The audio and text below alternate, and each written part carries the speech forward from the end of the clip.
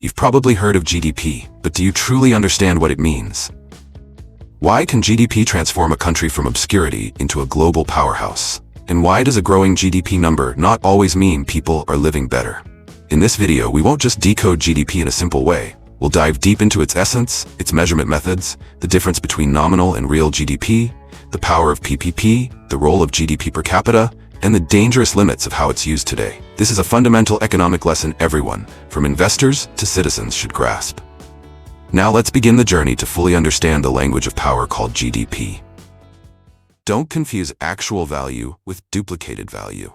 GDP only counts final goods, excluding intermediate inputs to avoid double counting. If your country were a bakery, GDP wouldn't count flour, eggs, or milk. It would only include the finished cakes sold to customers. This ensures accurate representation of total output. When you grasp this, you'll see that real development isn't about mass production. It's about creating final value. GDP teaches us to focus not on volume, but on meaningful contribution to the economy. The essence of GDP. GDP isn't just a number in a financial report. It's the pulse of a nation, the soundtrack of prosperity or collapse. GDP, gross domestic product, reflects the total value of final goods and services produced within a nation's borders over a given time period. But its real power lies in what it represents, the value a nation truly creates. Understanding this means holding the compass of macroeconomics in your hand. It's the tool that guides leaders, investors, and citizens alike through the complexities of economic landscapes. Another critical distinction: GDP is based on location, not ownership. It doesn't matter who produces the good, local citizen or foreign investor, as long as it's made within the country, it's counted in that country's GDP. For example, a foreign bakery operating in Vietnam contributes to Vietnam's GDP. This makes GDP a true measure of domestic production power, not merely national identity. It reflects the value generated within borders, regardless of who earns it. More than just a definition, GDP is a strategic tool. Governments, central banks, and global investors all watch it closely. A rising GDP suggests growth and potential. A falling GDP signals contraction. Behind every GDP report is an economy at work. Factories buzzing, consumer spending, workers earning, and markets shifting. It connects decision makers with the heartbeat of the economy. It's anything but boring. GDP can shape the destiny of nations. It affects borrowing ability, trade positioning, global reputation, and investor confidence. A country with consistent GDP growth is seen as stable and prosperous. One with shrinking GDP may face economic downgrades. GDP is not an abstract number. It lives alongside the fate of every citizen and institution. Most importantly, GDP is a consequence, not the goal. It results from innovation, productivity, and value creation. Nations that focus on improving education, investing in infrastructure, and nurturing entrepreneurship will see GDP rise naturally. That's the mindset of progress. Not chasing numbers, but cultivating substance. Let GDP follow you, not the other way around. 3 ways to measure GDP. GDP can be measured in 3 different ways, but if done correctly, they all lead to the same outcome. The first method is the production approach. It adds up the value of all final goods and services produced in the economy. This view focuses on factories, farms, and service providers, where value is created. It helps us understand what a country actually produces and whether it's creating new wealth or just recycling resources. When you analyze production, you're essentially examining the country's creative engine. The second is the expenditure approach, arguably the most widely used. The formula is GDP equals C plus I plus G plus XIM. That is, consumer spending plus investment by businesses, government spending plus exports imports. It's a bird's-eye view of how money flows in the economy. When households spend more, companies invest, governments build infrastructure, and exports exceed imports, GDP surges. This perspective reveals confidence in the system. It's about how much everyone is putting in to drive economic activity forward. The third method is the income approach, which calculates the total income generated from production: wages, profits, rent, interest, and taxes, minus subsidies. This angle helps us analyze how wealth is distributed, who's earning what. It's vital in understanding inequality and whether growth benefits the few or the many. If GDP is growing but wages are stagnant, the income isn't being shared fairly. This approach transforms GDP from a total score to a mirror reflecting economic justice, or its absence. Let's return to the bakery example. If 10 loaves of bread are produced and sold at $3 each, the GDP is $30. Whether calculated via production, 10 loaves and $3, expenditure, 10 customers spend $3 each, or income, bakery earns $30, the result is the same. This demonstrates the consistency of GDP across perspectives. It's not about how you measure, it's about understanding the story behind the measurement. Each method tells a different story. The expenditure approach shows consumer and investor confidence. The income approach reveals how fairly rewards are distributed.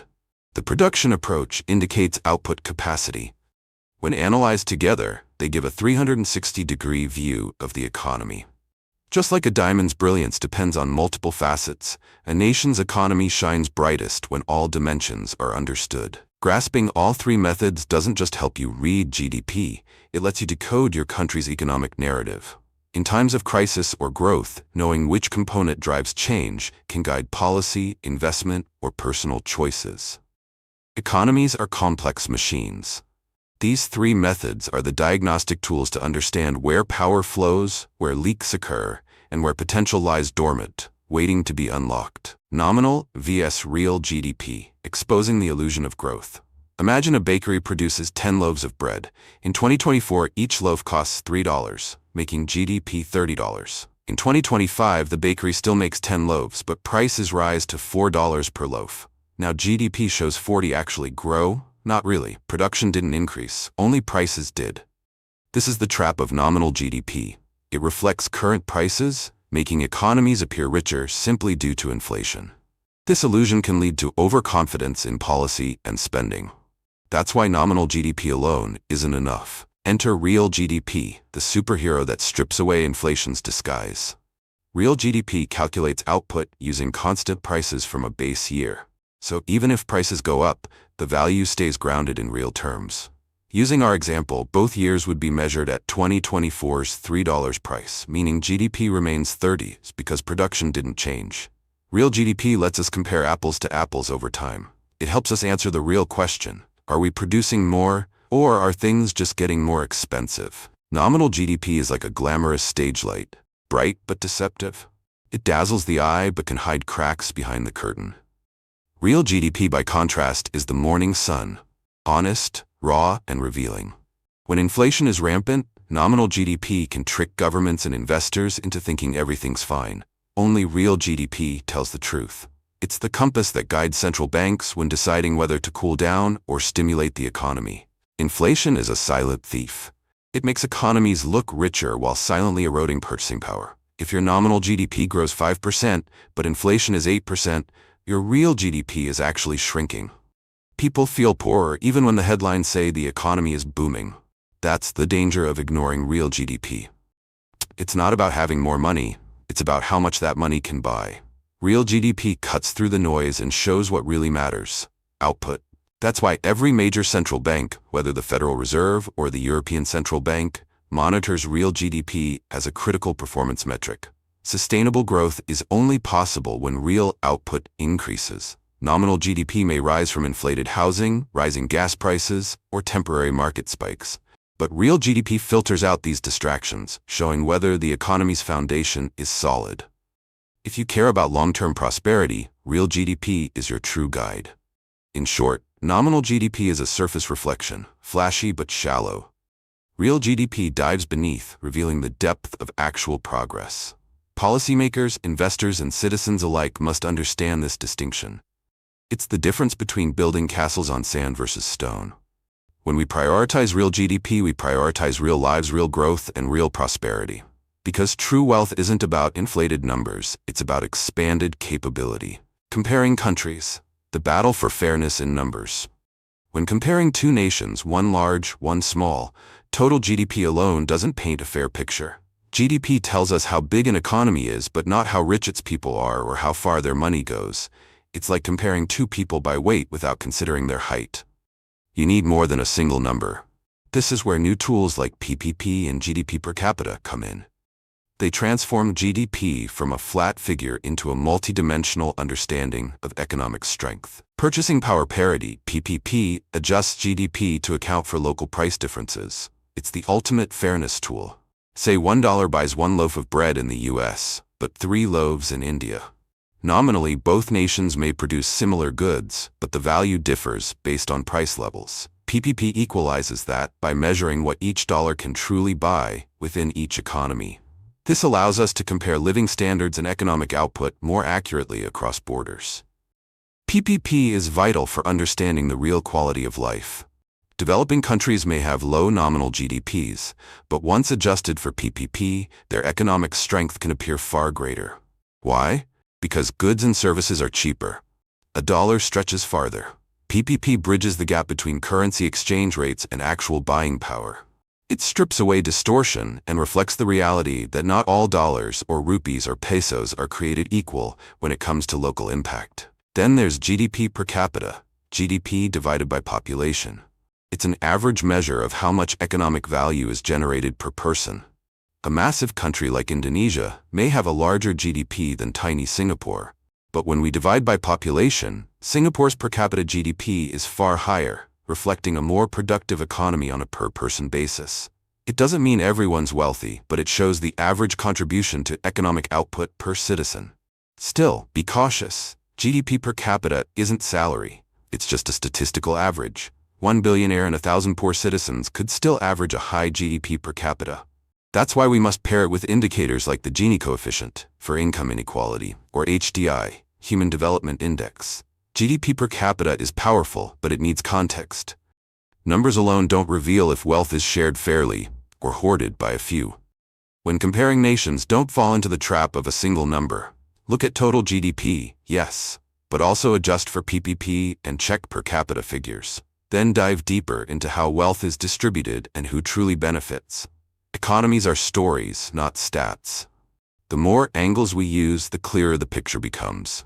Understanding GDP isn't just for economists, it's for every citizen who wants to make sense of the world and shape a better future. The pros and cons of GDP, why you shouldn't trust numbers blindly. GDP is one of the most widely used economic indicators, and for good reason. It reflects a country's overall economic activity, tracks growth over time, and guides policy decisions. Governments, investors, and global institutions use GDP as a compass for determining health and potential. If real GDP rises consistently, it signals expansion.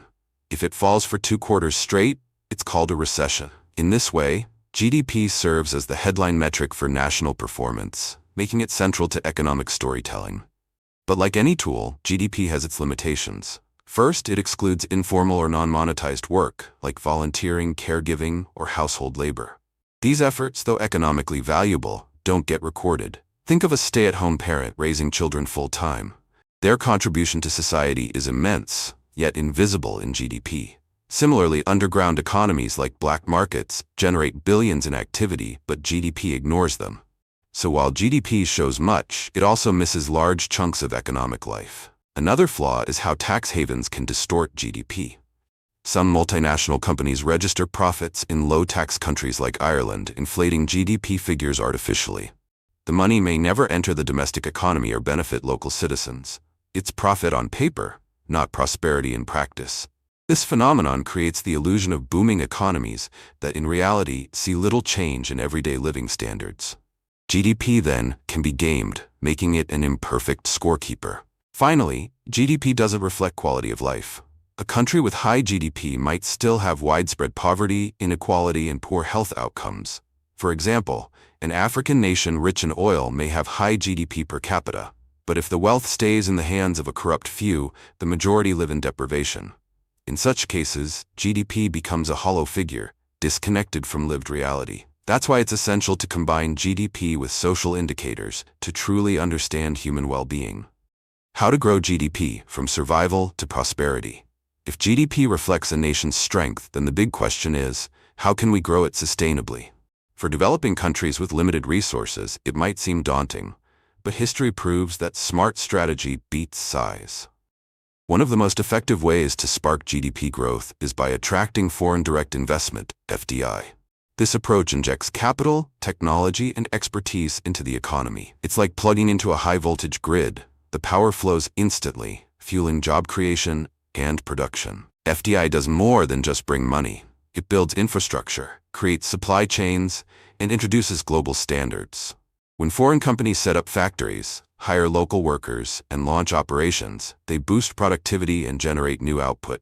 GDP rises, tax revenues increase, and governments gain more to reinvest into schools, roads, and healthcare.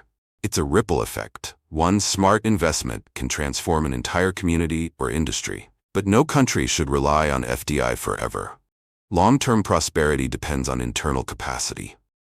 That's why the second stage is investing in people, especially through education and skill building. When citizens become more capable, innovation increases, efficiency rises, and local businesses flourish. A workforce that can compete globally doesn't just serve foreign investors, it builds homegrown champions. And that's the key to owning your economic destiny. This model has already proven itself. Japan, South Korea, Singapore, and China were once poor and struggling. But by learning from foreign investors, adopting technology, and then creating their own industries, they rose from poverty to powerhouses. They didn't cut corners, they climbed steadily. Today, their economies are known not just for size, but for resilience, innovation, and high living standards.